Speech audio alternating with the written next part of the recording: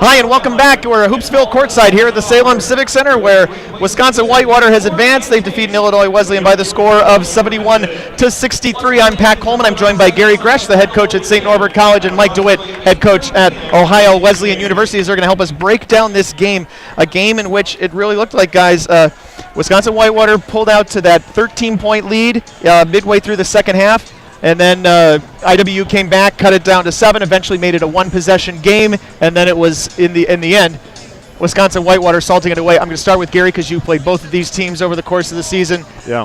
I'm sorry, they're the only two teams that St. Norbert lost to, so I do appreciate you coming on to talk about that. But yeah. Give us your impressions, especially about how maybe that final 8 minutes went.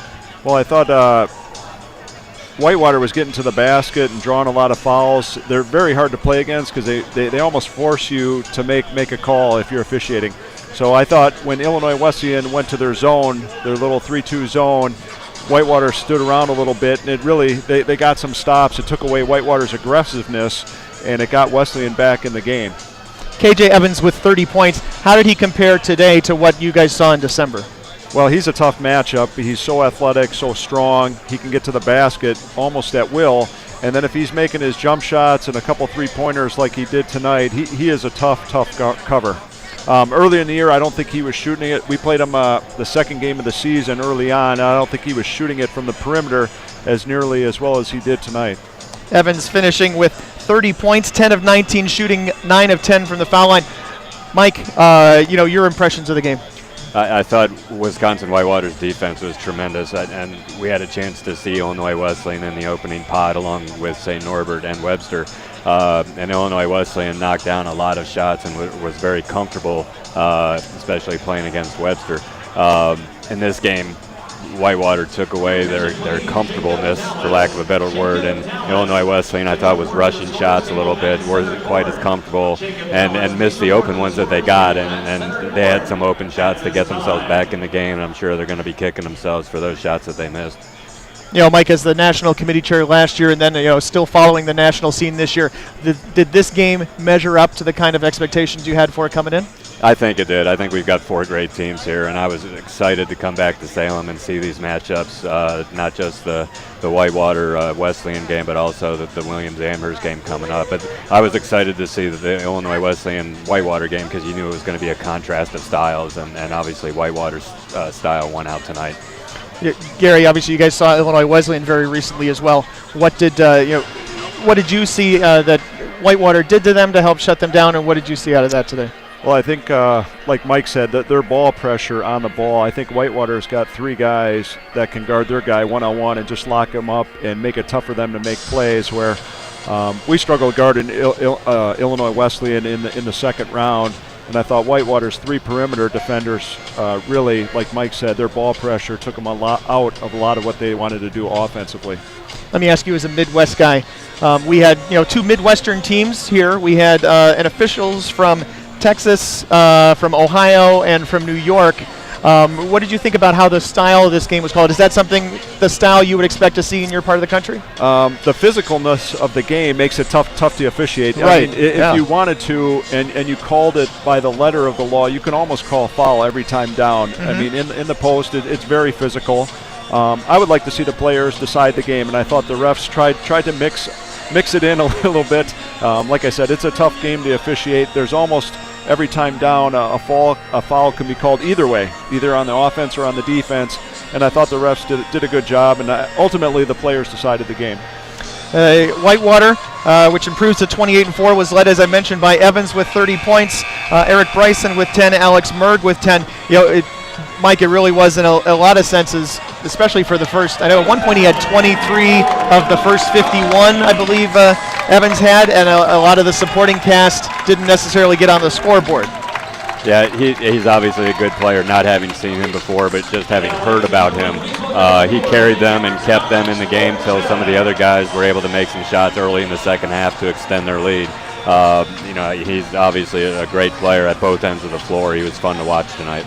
As Illinois Wesleyan falls to 27-5, led by Zimnick with 13, Pat Soderman with 12, Victor Davis with 10. A lot of the guys, and Wesleyan just 5 of 23 from outside. I know you guys have both talked about the defense, but Wesleyan, a team that likes to shoot the three, I think was basically, if I remember correctly, about 10 for 23 in pretty much every tournament game coming up to this point. They're a great three-point shooting team. I think both Gary and I saw that live in Bloomington, Illinois a couple weeks ago, and they missed some shots tonight that they usually make, but again, as I said earlier, I think that's in large part to Whitewater's defense. All right, we're going to take a break. Thanks to Gary Gresh and Mike DeWitt for joining us. We have more coverage as we continue to wrap up this game with Whitewater defeating Illinois Wesleyan, and we'll get you ready for the Amherst-Williams game in just a moment. This is Hoopsville here at the Salem Civic Center. You can contact us with all those contact icons you see on Twitter at the bottom of the screen. We'll be back in just a minute. I discovered in myself is that if I have a goal, then I can accomplish it. It's a well-rounded experience. At a Division III school, you primarily a student athlete, so the school is really shaped around you developing yourself as a complete individual. It helps a lot that you have a family with your team that can guide you.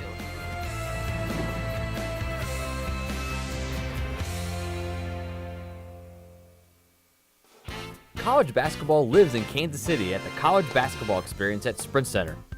The College Basketball Experience is the place to get your game on.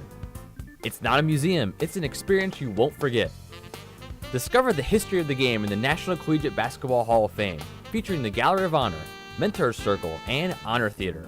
Suit up in the latest CBE logoed Nike gear at the CBE Hoop Shop.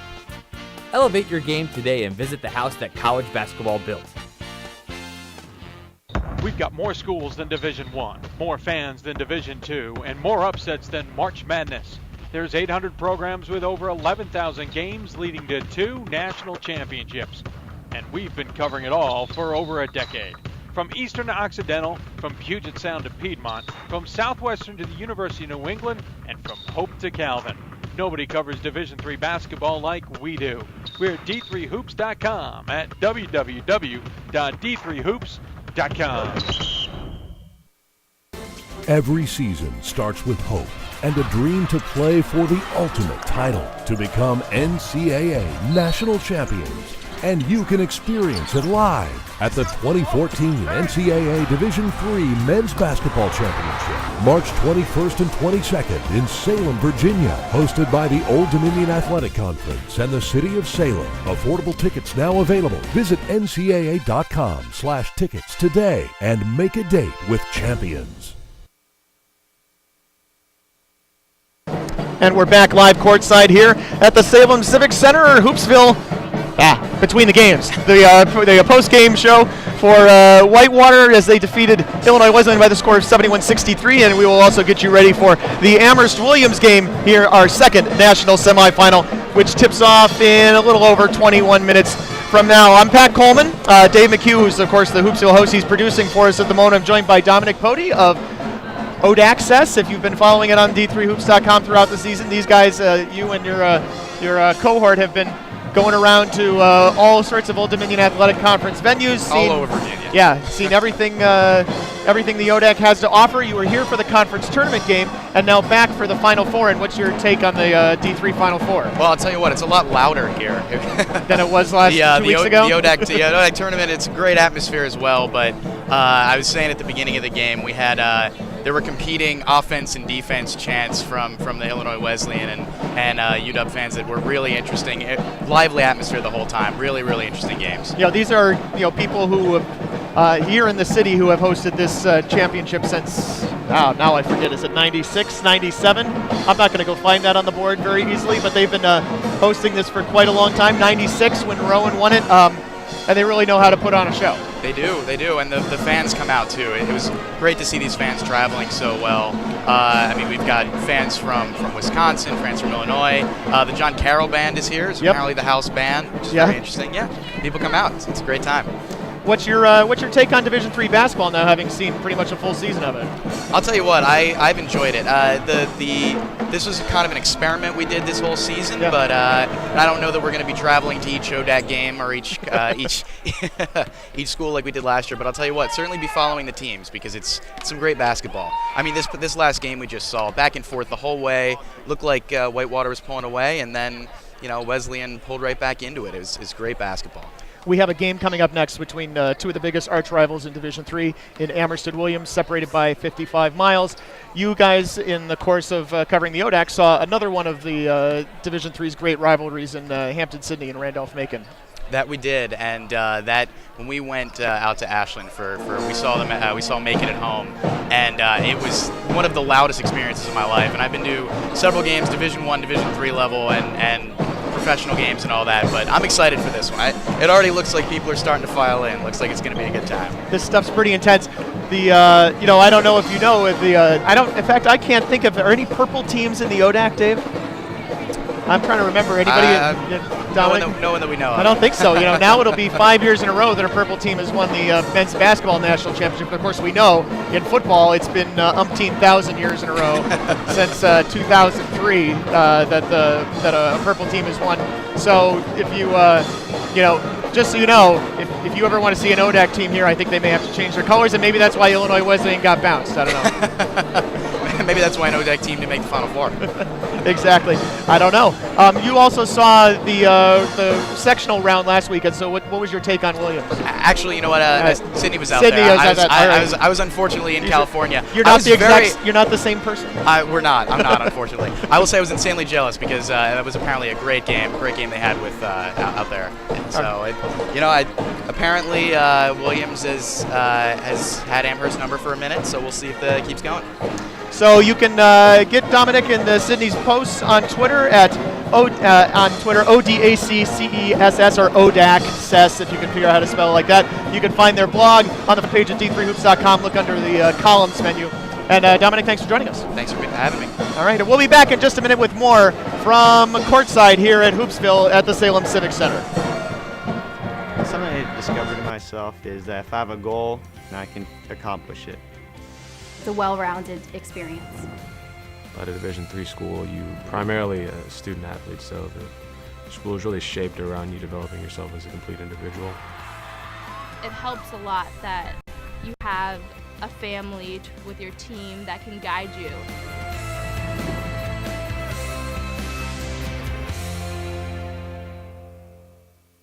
And we're back on the Hoopsville pregame show leading up to tonight's second semifinal between Amherst and Williams.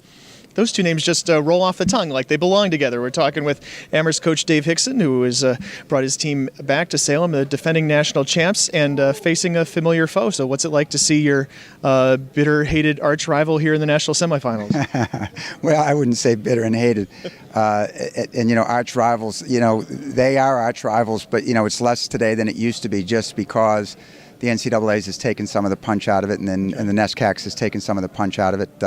There was a day when they ended our, it would be the last game of the season, like our football thing is, and then it meant everything. And so, we're trying to treat it more like we're just playing another game. But, they're a very good team. I said from the get-go I thought that they would be here. I'm delighted that we're here. We had great fortune playing against them this year. I think we're very even. But, it's fun, and Mike does a great job.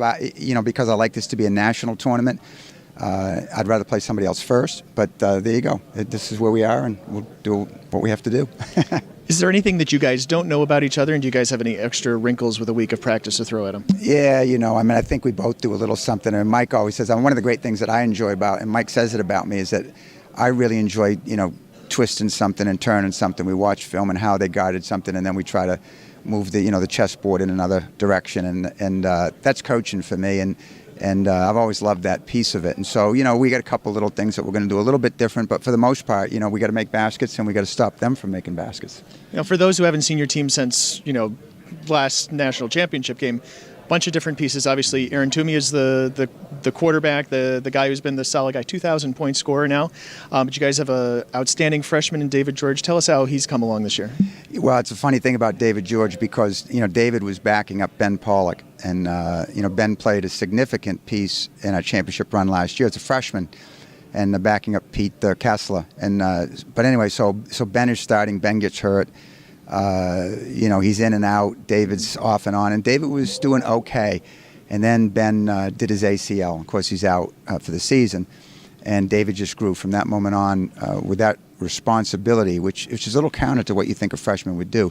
He has just grown, and he's become a rim protector, He's had some phenomenal games. He was one block short of a triple-double. I mean, he's just been terrific for us, and he's just grown so much. It has shocked me, and with all that weight on his shoulders, to take that in as a freshman and grow like that, I think it's truly amazing. Yeah, because I know freshmen don't always get playing time for you, frankly.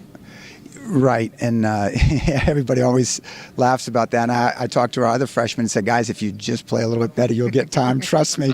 And and David wasn't starting, but when Ben got hurt, boy, did he step up in a big way. So. You guys also have key contributions from guys who are starters now, Connor Green, Tom Killian, who were role players for you guys a year ago. How have they progressed this season? Yeah, Tom's just been huge. Tom has had some amazing games for us. I think it was the Babson game, and we were shorthanded. Ben was out then, and we go into to Babson to play, and actually that was my 700th, and so the guys had a little something brewing for me, and I thought there was too much pressure on the game, and he goes out, and it was either the first 14 or 17 points of the game he scored. He's just been huge all year long and taking the team on his shoulders at times, and Connor has had some huge games, but he was out. We missed him for the York game. We missed him back on the Bates weekend. And so we've had to sub in for him, and so I think he's very close to 100% now, and so I'm looking forward. Last weekend he wasn't. Last weekend he had a good Friday game, but he struggled with his fitness on Saturday, and so we've done some running, and we think he's back, and so hopefully we get the opportunity to play too, and he can play too. It's Dave Hickson, head coach of the Lord Jeffs of Amherst. They take on Williams here in our second semifinal coming up here in just a moment. More Hoopsville pregame from the Salem Civic Center in just a minute. I did receive a non-athletic scholarship upon entering school. I got the presidential scholarship, which was huge for me.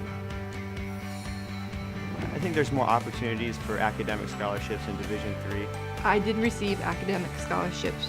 Just being involved on campus, being a leader, all those things combined kind of get me recognized. It's a great experience for me.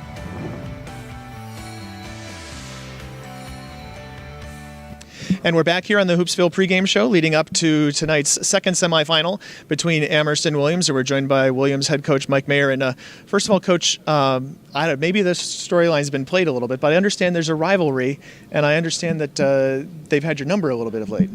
Yeah, they have. You have to give a lot of credit to Amherst. They have a lot of talented players. They're defending national champion, and they're very well coached. And we feel great that we've been able to advance this far, and we hope we can play our best basketball over the weekend. What's it like having a team that you obviously know very well be your national semifinal opponent? Well, I think familiarity is also going to help both sides, and our focus is going to be on us and try to play to our strengths, and we'll have our hands full with obviously with Toomey, but they have great balance and a shot blocker at the rim and a lot of experience and players that have been on the stage here as well as we have. It sounds like a team that's maybe not. You're going to play your game, and you're not going to make a lot of adjustments here at this point. Well, I kidded last week that I had a suggestion box, and I'll take all suggestions because what we've been trying as a staff obviously has not worked. But truthfully, we want to be at our best, and being at our best is good enough. Great. If it's not, I'm really proud of our guys either way.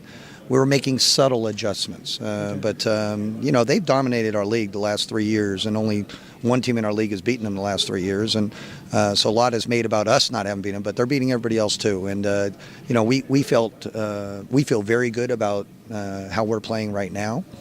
We thought we went toe to toe with them in the NESCAC championship game on their home floor with 5.5 to play. It was 5-6 point game, and it ended up 11, but clearly we're going to have to play our best game of the year to beat them, and they just have so many weapons, and they have quickness, they have basketball IQ, they have athleticism, they have length, an experienced coach and veteran players, and when you put all that into into the box, that's why they're here, and that's why they're defending champs.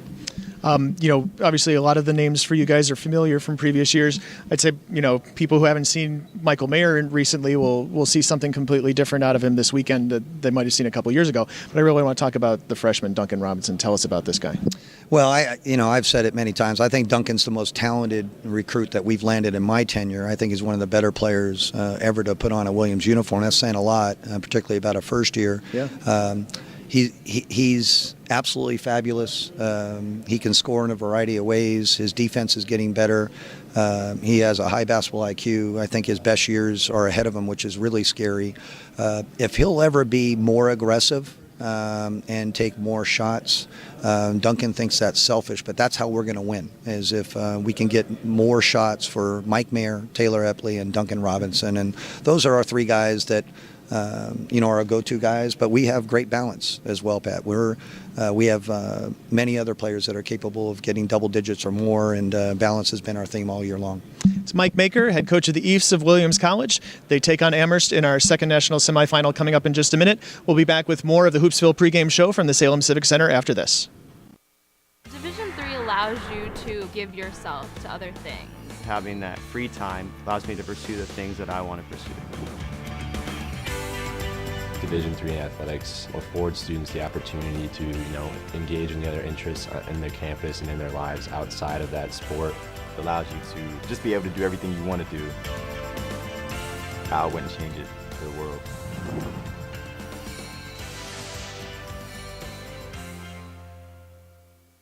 Division III allows you to give your... And welcome back courtside for this special Hoopsville edition as we get you ready for the second semifinal. The winner of the second one will take on Whitewater for a chance at another championship tomorrow night. It's Illinois Wesleyan losing, unfortunately. Amherst versus Williams coming up next. I am Dave McHugh alongside head coach for Springfield, Charlie Brock, as we get you ready. Quick thing, if you have any questions for us, tweet us at D3Hoopsville or use the hashtag Hoopsville, or D3H, of course, email us at Hoopsville, D3Hoops.com. These two teams kind of know each other well. They certainly do. Big rivals in the world of Division III athletics and in the world of anything, really. They have played 3 times prior this year. This is their 4th meeting. I joked with the two coaches last night, is there any game tape you could even look at in this scenario? How do these coaches even try and prepare for a game like this? I think in this game there's so much less worry about what the other team does and more concern to make sure that you do what you do really, really well. And if you look at the numbers, Dave, they just bear it out so much. They're so dead even on so many numbers. So I think in all cases, what they've probably worked the most at is to see to it that they do what they do very, very well. When you've played 3 times prior and you're in Williams' scenario and you've lost all 3, is that something that is actually in your head, or is that something in this scenario, semifinal, you can actually forget? We're all very superstitious, and yes. Personally, if it were me, I would be more concerned on Dave's side with Amherst having done it 3 times and been able to handle them 3 times. I mean, can you beat a good team? Even if you are a very good team, can you beat them for a 4th time? And certainly there's no issue of motivation, and then not in this case. And that would be a concern during the course of a regular season, but not in this case. I think that one thing that Williams might be able to do differently, and I haven't seen the individual game stats, but if they're able to do anything on the offensive glass, that is one number that's a little bit in Williams' favor. If they're able, and they've got size, Mayer was out of the equation for a couple of games, and he's back and he's healthy, and they've got post presence that maybe not so much that Amherst doesn't have, but if they could do anything on the offensive glass, it could really, really help them. Obviously, they have Mike Mayer inside. They got Duncan Robinson playing a 3-4 type scenario. You played against Williams. I said he's a freshman who looks more like a junior in his style of play.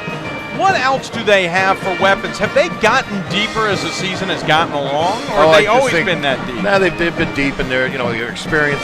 What they do so well is they balance the scoring, and they're outstanding as shooting teams. They run the stuff that Mike Maker, Coach Maker, has proposed to them, and they space the floor so well. So no matter what you do, if you try to, you kind of pick your poison. And one of them is their perimeter shooting, which is just outstanding.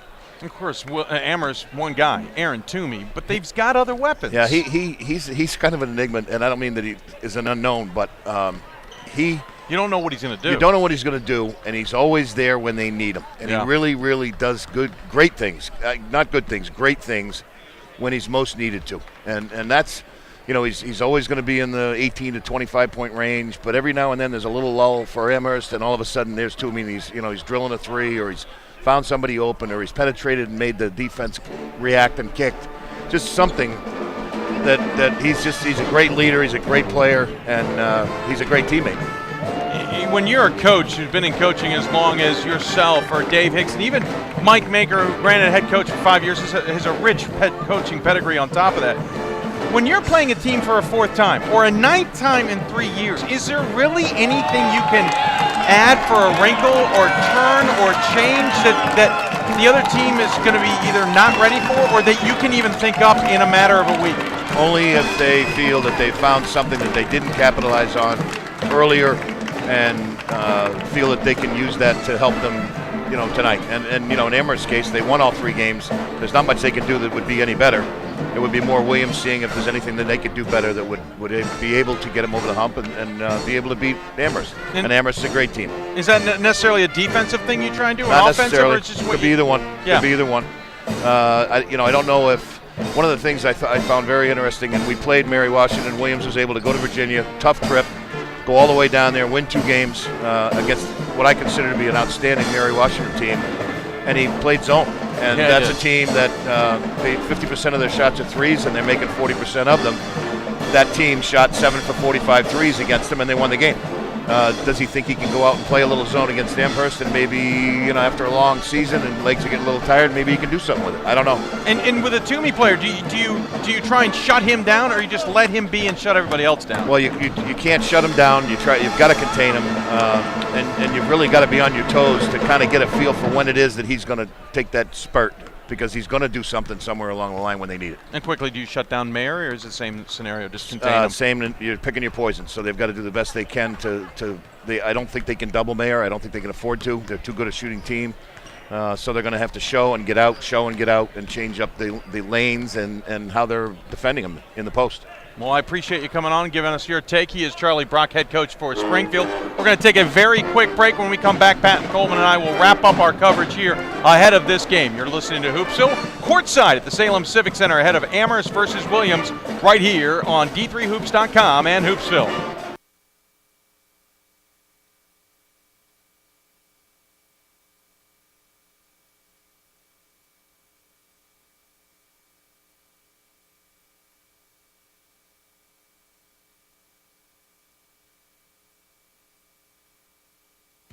Something I discovered in myself is that if I have a goal, I can accomplish it. It's a well-rounded experience. At a Division III school, you primarily a student athlete, so the school is really shaped around you developing yourself as a complete individual. It helps a lot that you have a family with your team that can guide you.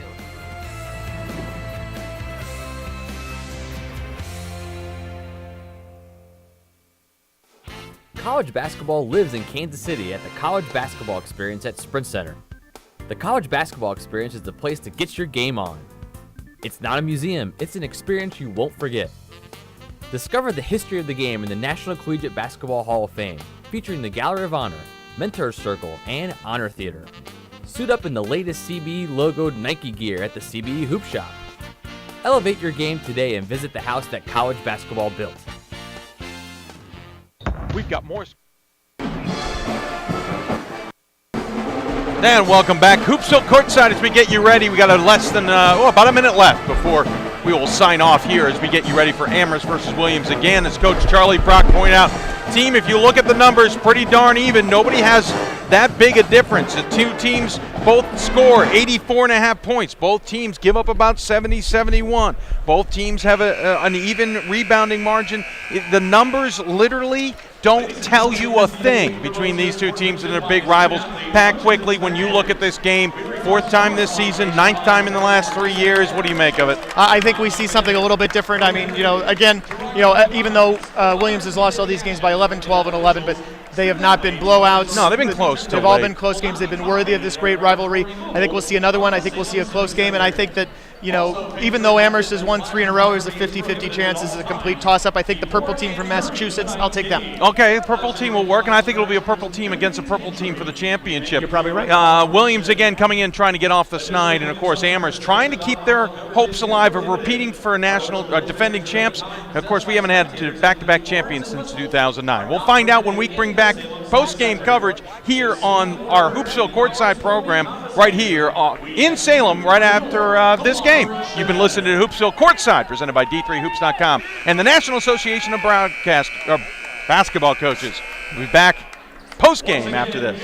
And if you're on this page, or you're not watching it on YouTube directly, give a refresh to this page in about a minute and a half. When you come back, you will have the NCAA.com player where you can watch the Williams and Amherst game live with us right here on D3Hoops.com. Again, for Dave, I'm Pat Coleman, and we will see you after the game.